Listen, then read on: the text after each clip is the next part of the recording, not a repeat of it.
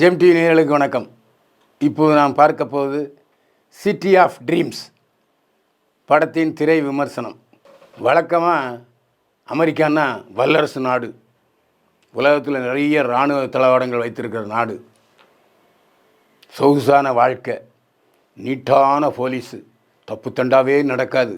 அங்கே அமெரிக்காவில் ரோடு பூரா சுத்தமாக இருக்கும், எந்த குற்றமும் நடக்காதுன்னு ஒரு இமேஜில் பலர் இருக்கிறார்கள். ஏன்னா அமெரிக்கா அப்பா யூஎஸ்ஏ பெரிய நாடுப்பா அப்படின்னு சொல்கிறாங்க இல்லையா. அந்த அமெரிக்காவின் இன்னொரு பக்கத்தை காட்டியிருக்கிறது இந்த சிட்டி ஆஃப் ட்ரீம்ஸ். அமெரிக்காவில் 10 வயதுக்கு உட்பட்ட பசங்களை கொத்தடிமைகளாய் வைத்து 18 மணி நேரம் வேலை, திங்கிற நேரத்தை தவிர மற்ற வேறு பூரா வேலை. தையல் கூலிகளை பசங்களை வச்சு வேலை செய்கிறாங்க. 10 வயசு பையங்களை அடிமை கூலிகளாக, தையர் கூலிகளாக நடத்துகிறார்கள்.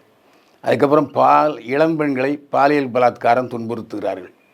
ரொம்ப ரொம்ப மோசமாக, பார்ப்பதற்கே கூசுகிற அளவுக்கு நடக்கிறது. இதுவும் அமெரிக்காவில் தான் ஏன் நடக்கு. அமெரிக்காவுன்னு நீங்கள் எனக்கு நினைக்கிற மாதிரியான ஒரு நாடு அல்ல என்ற அமெரிக்காவின் ப்ளஸ்ஸுகளை மைனஸுகளாக காட்டுகிற படம் சிட்டி ஆஃப் ட்ரீம்ஸ். படம் பிரமாதமாக இருக்குது, நீங்கள் கண்டிப்பாக பார்க்கணும். ஏன்னா அமெரிக்க ஜால்ராக்கள் நிறைய பேர் இந்த நாட்டில் இருக்காங்க.